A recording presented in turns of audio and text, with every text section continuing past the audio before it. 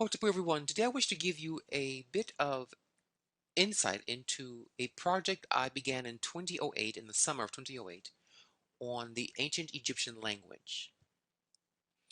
What I wish to share today is how the language, it's a very complex language. It's the most complex language in the world ever known to mankind.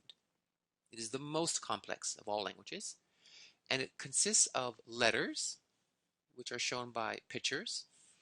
And what I won't discuss very much today, but I will just mention these pictures that aren't spoken. They're just what's called determinatives or silent images.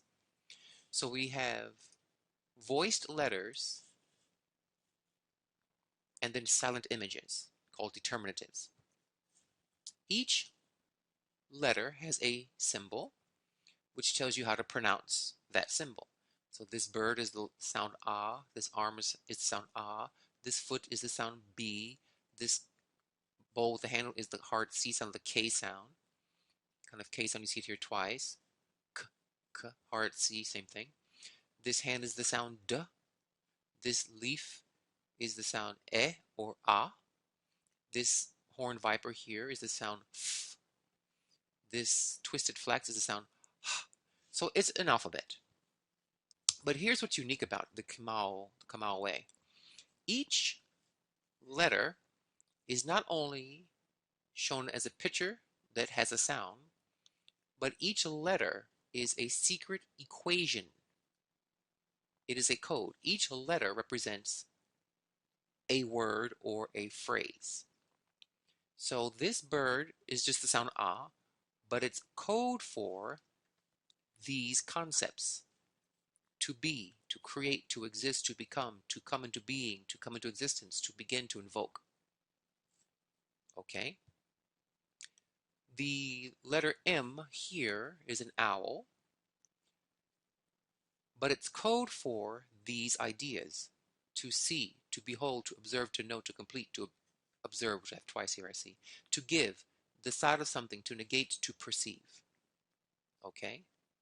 So, let's take the word for light, which is ak. A, it's this letter, ak or ek. It's this letter, is e or a. Then it has this letter, k. Okay. Um, it's actually spelled with two A's. It has this letter, a, then this bird, a, then this letter, kh, k, and that's it, ak, which is the word for light, as in the light from the sun, the light in from your lamp. But what is light? We go to each letter, we link each letter to its parallel concept. We combine each letter's sentence phrases, we get a concluding, overreaching concept. So we have ah, ah, k, ah, ah, k, light. This letter e or a, okay, shown here, e or a, same as a, means is of and, one who is or that which is, to, towards, to exist, a growing leaf. So it means that which is in this case. What is light? Light is that which, okay, that which is or that which. This letter A means to come into be, you see, to become, to come to be. And this letter K, this pool of water here, means source, limit, effect, result, product, collected source, pool of water, collected pool of water, waves, a sieve or strainer, wave, collected structure. So what is light? Light is that which comes to be K, the limit. That which comes to be the limit.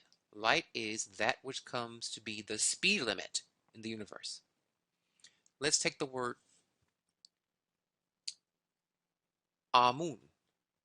It's spelled, it could be spelled several ways. It could be this letter A, which means the force or the act. A, then M is to see or perceive, as we see over here, or to know. U, we scroll down, the U is code for what? Growth. Okay. Or small place, quantum field. And N, the letter N, means wave, sound wave, or thought wave. So Amun. A-M-U-N. Decode the letters one by one in order, in sequence. The A means to create. The force that creates. Then we go to letter M. Through M, through perception. U means, we go to letter U, we decode it. Growth. And we end letter N of sound waves or thought waves. We add it together. Amun is the creative force that knows how to grow things with thought waves of sound, with sonic thought wave. Let's repeat it. Amun is the creative force, that's A. The M means to know.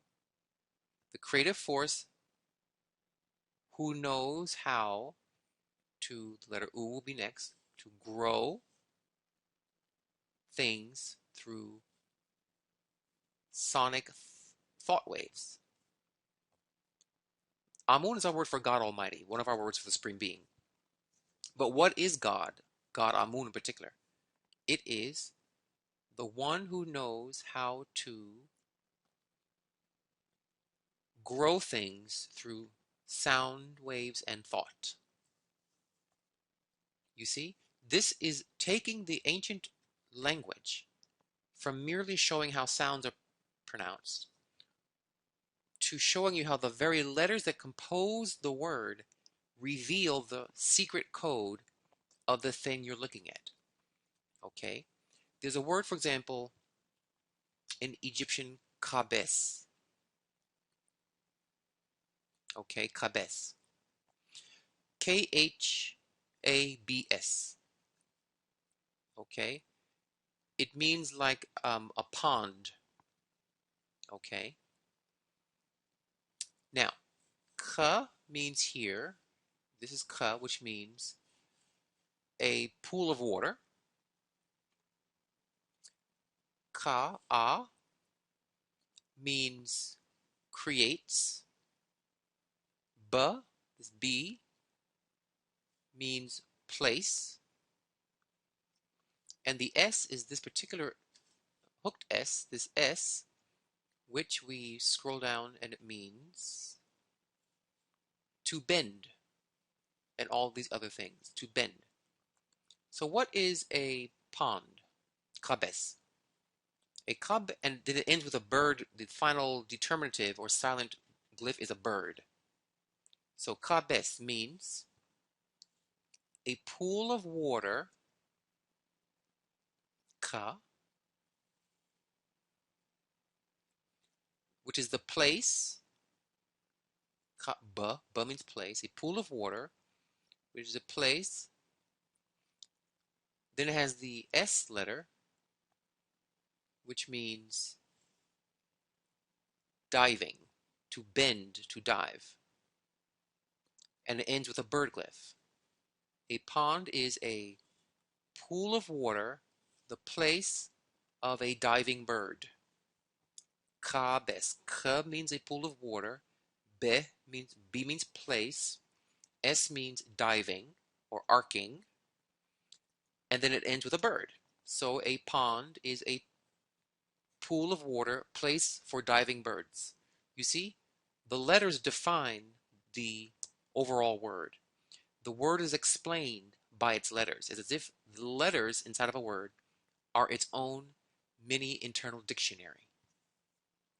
So this little tutorial is quite technical, it's quite academic, but my goal was to begin to expand in the world that the African way of doing math, of doing science is very artistically done.